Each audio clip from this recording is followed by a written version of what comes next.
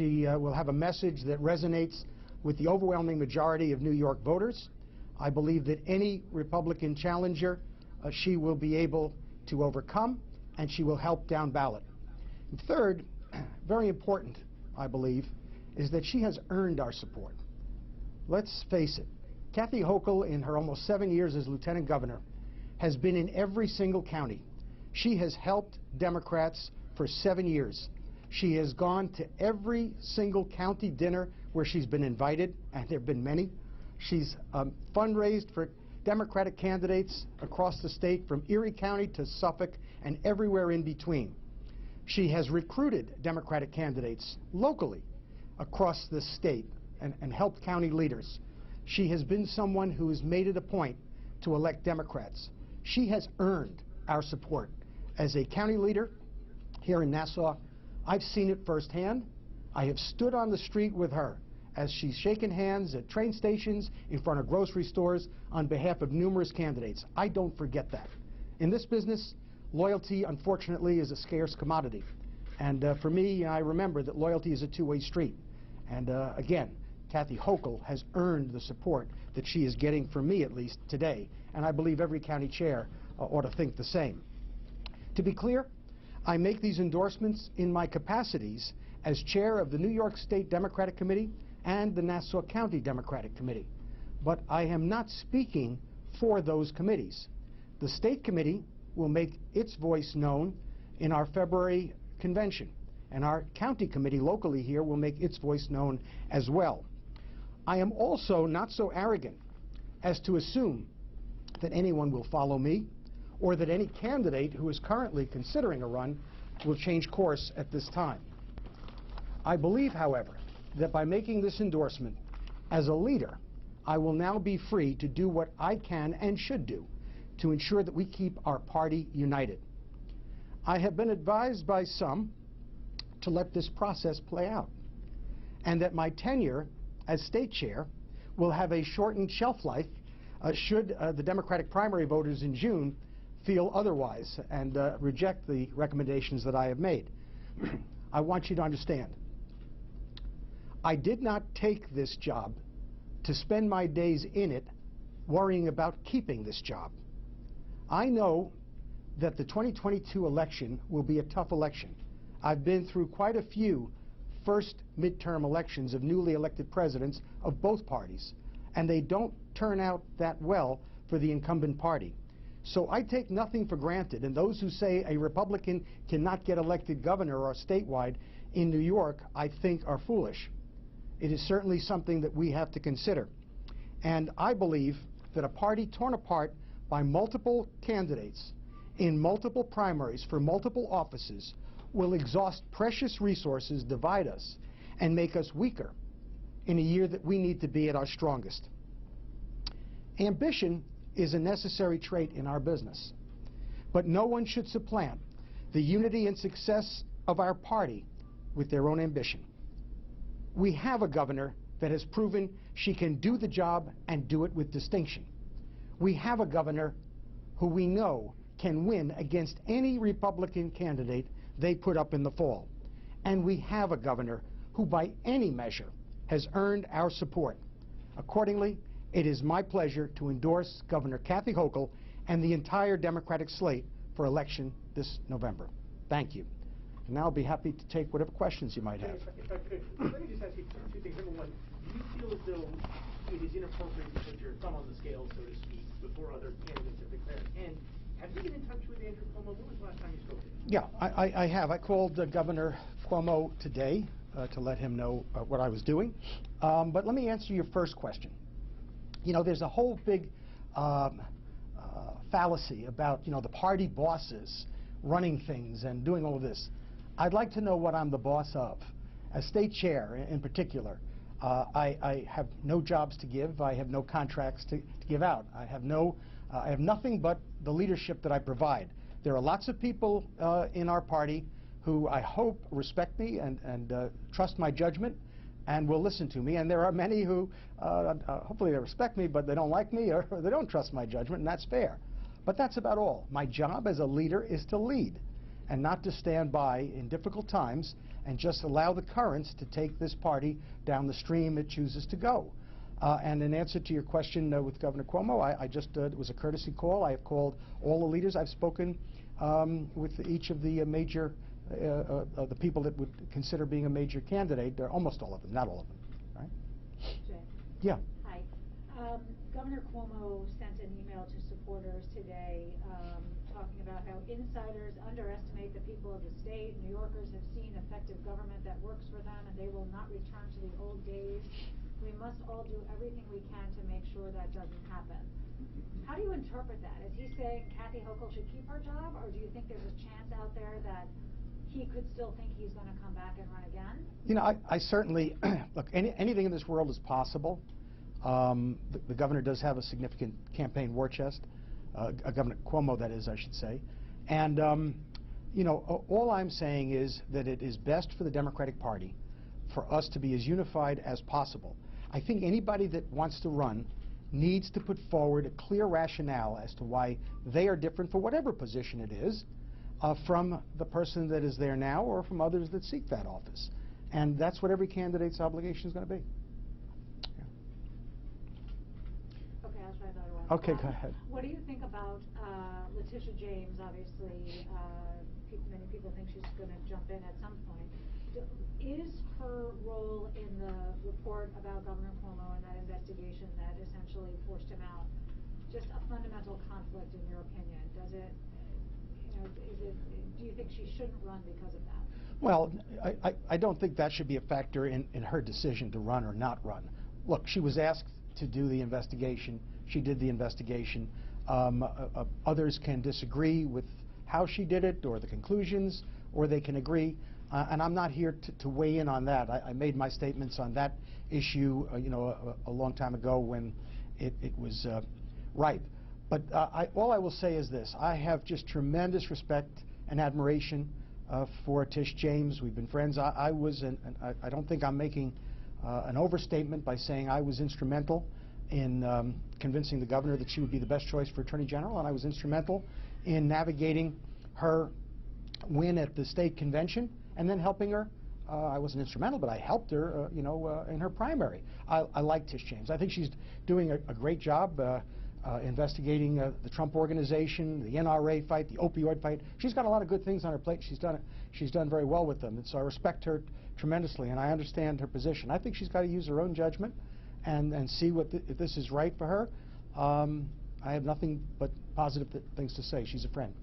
Jay, if you didn't expect, if you said that you don't expect this announcement to sway any potential candidates, so why now specifically?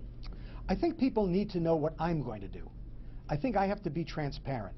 Hiding in the shadows and believing something and talking to people quietly about it and then not being upfront is exactly the kinds of bad politics that people don't like. So I don't ever want to ascribe to that kind of a tactic, and I think that it's imperative that I come out, let people know where I stand as an individual. Again, I don't speak for the county committee, I don't speak for the state committee. They will speak for themselves. But it's important because I'm going to be making calls, and I'm going to be calling constituency groups, union leadership folks that are friends of mine, donors, and the rest on behalf of this ticket and on behalf of the unity of the party. And I don't want that to be something I'm doing behind the scenes in the shadows. Mr. Chairman, yeah. we're going to take some questions from the Zoom reporters. Sure. Chairman, we have Mike Gormley, Newsday. Sure. What do you make of Governor Cuomo's statement today that said, "I fear the state is in a dangerous moment. Government incompetence, political slogans, and pandering are prevailing." Is he making a play for a primary run? Well, it's a less than friendly statement. I would say, I would say, you know, look, these are difficult times. You know, we're combating COVID-19. We've got issues in our economic structure here in the state. There's homelessness, affordable housing. All of these are crises that, you know, he's right. It is a dangerous time. And of course, the politics nationally is dangerous. I don't know that I'd like to interpret those statements as having anything to do specifically with the current governor or the current administration. He'll have to make that clear on his own. To follow up from Mike Gormley from Newsday, has Governor Cuomo told you he is considering a primary or general election run next year? I've spoken to the governor. I apologize. I've spoken. Could you believe that? I've spoken to the governor. He has never, in any of his conversations, specifically said to me that he is looking to primary for the governorship. Those are. Has he ever said he's not? No, and I never asked him if he was. Yeah. And next up, we have Josh Solomon, Times Union. Right. As you mentioned, you've asked for candidates to wait before running for governor. Reports have said Governor Hochul is aggressively fundraising right now. What do you say to those potential candidates who feel the need to enter the race because of potential fundraising opportunities going by? Have you similarly recommended to big donors to hold their powder? Yeah, I don't think that anyone should be at a disadvantage to fundraise. Look, Tish James is fundraising for Attorney General, and those funds could be used differently. I've seen Jumaane Williams has sent me fundraising solicitations, and you know, he can use those monies. I don't want anybody to handcuff themselves. I'm not expecting that. What I'm saying is that you need to give, I have said, that you need to give the governor an opportunity to make her mark and set her agenda, and then you have something you can run against. If she stumbles in a way that is significant, then you feel that that gives you an opening, then you have that ability to run. So I'm not looking to make this an uneven playing field. I just think that the announcement of running, per se, against an incumbent, and she is the incumbent, is really not timely at this point. We have a question from Joseph Mahoney. Sure. Why is it urgent to give Governor Hochul a wide berth now? Isn't it early? Well, it's early. However, it's early only if you don't look at the fact that the calendar is short. And the calendar being short is pushing other candidates to go early as well, or to consider going early as well. And I want to be able to exercise some leadership in the sense of calling people and making my views known. And so that's why I believe the transparency requires that I come out and say something today. This is what I believe, and so I want people to know it. Bernadette Hogan, New York Post. Sure. Jay, why do you feel the need to give former Governor Cuomo a heads up that you were making this endorsement? When exactly did you call him? What did you say, and what did he say when you told him? When was the last time you saw him, and do you plan on meeting up with him in the near future? Okay. I called him this morning at about 9:15 before I left my office to come here. I felt as a courtesy to the former governor that I should call him. So you know, there are other elected officials in office and going into office, I believe, that I called as well. I made quite a number of calls to inform different people of what I was doing. And so he was one of probably 10 calls that I made. The answer to the question is no, I have not seen the governor since well before the summer, so certainly before he left office. We have no dinner plans that I know of. Nothing on the calendar. I have no expectation of seeing him. And I think I answered, right? Yep. Okay. And that concludes the online questions. Great. Okay. Yes. But just to follow up on Bernadette's question, why did you feel the need to call Governor Cuomo? I mean, how does this impact him? Well, I think that, you know, as a matter of respect, frankly, he was our governor. He appointed or selected Kathy Hochul to be the lieutenant governor. She is now the governor. That, you know, I'm a fan of keeping good relations with everybody, of being courteous to everybody. I thought it was important that the Speaker of the Assembly knew what I was doing, that the Majority Leader of the Senate knew what I was doing, that other electeds knew what I was doing. It's simply a matter of courtesy. I think my entire time as state chair, you know, and county chair, I've been county chair 20 years, I have never found it to work against me to be courteous to people, be respectful to people, and to remember that, you know, what others may think, and no matter what happens, these people feel that they're entitled to certain courtesies, and I don't think that they cost me anything. I don't even think the call cost a quarter. I don't know what it costs anymore. And the other part of Bernadette's question is what was the governor's specific response when you called him? Again, as I have always kept to a policy, I'm not going to discuss what his response to me was. Suffice it to say, he did not try to dissuade me. He did not say anything specific that would have led me to change my mind. It was a courtesy call. I think he appreciated the call. Do you think that Hochul has enough distance from Cuomo that she's not tainted by the scandal, that she could run independently on her own? You know, Kathy Hochul was very involved in a lot of political issues and some state issues, certainly, throughout her tenure. But for anybody to describe that she was personally or politically close to the governor would be a mischaracterization of the reality. Governor Cuomo kept a very tight circle, and she was not in it. But I would say to you that she was active and engaged in the policies, and I think it would be a real stretch for anybody to try to put any of that, the things that caused the governor to decide to leave office, and associate that with Kathy Hochul. That would be a stretch. But your association, now giving her endorsement, you were close to Cuomo when he was in office, and the fact that you called him this morning, does this in any way reflect on Kathy Hochul and her ties? Look, people have to understand, I represent the Democratic Party of the state. I always felt, even in my association with the governor, when he had asked if he could recommend me for this job, it was my second go-around in the job, I made it very clear to him, my loyalty is to the state party. It always has been. And that's the way I played it all the way through the time with him.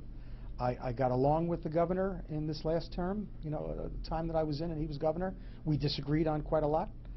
Ultimately, I came out against his wishes and asked him to step aside because, again, I felt that was in the right, the best interests of the Democratic Party. People will choose to characterize my motives and who I am and what I stand for the way they choose. I can't help that. I am just going to look in the mirror every day and know that I believe I'm doing the right thing, and I'm going to keep on doing it.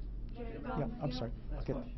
That's okay. With regards to keeping good relationships with people, obviously the Speaker of the Assembly is currently in power. Senate Majority Leader is in power. Do you expect the governor to remain influential in state politics, even though he has now resigned as governor and, as you said, hasn't given you any indication that he's planning to run for office again? No, I expect that the governor is a private citizen.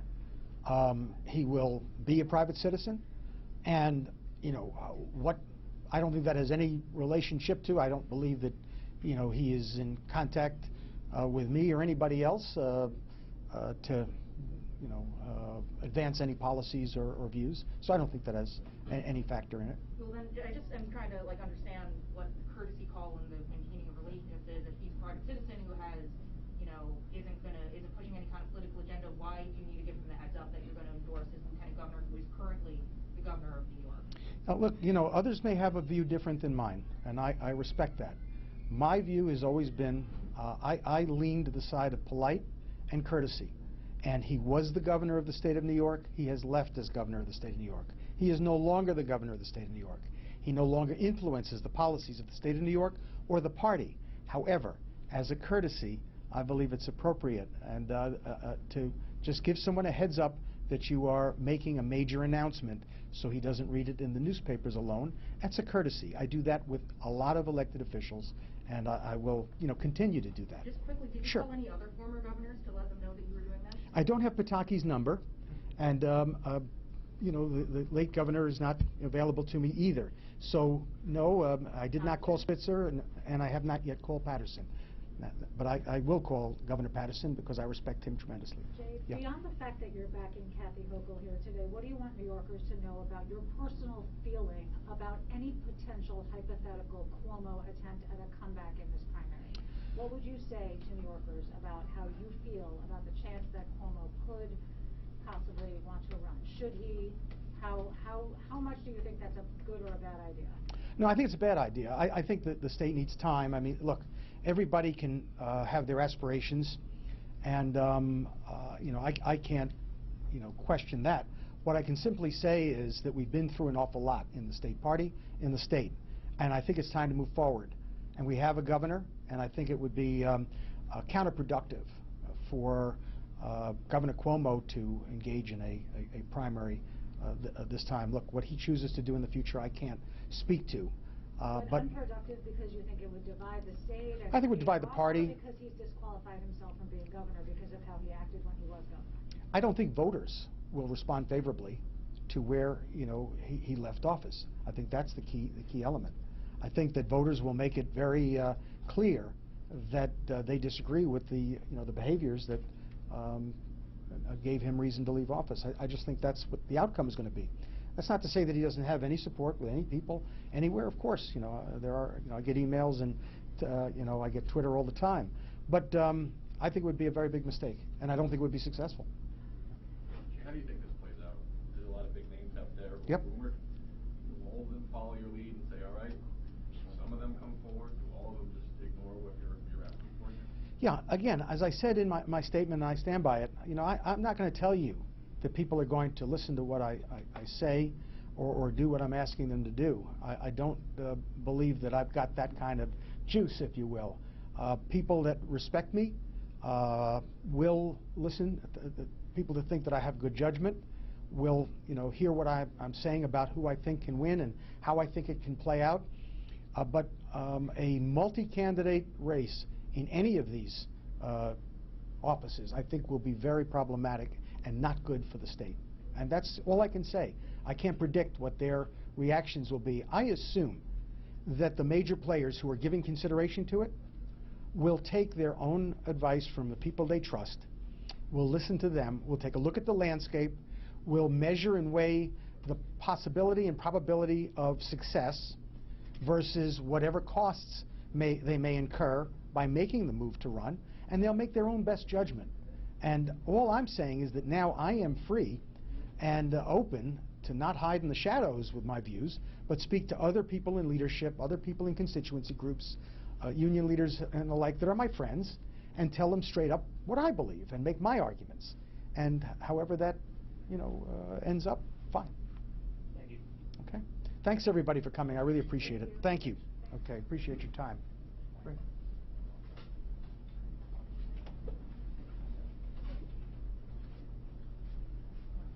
Anybody want to go? Yeah. Somebody.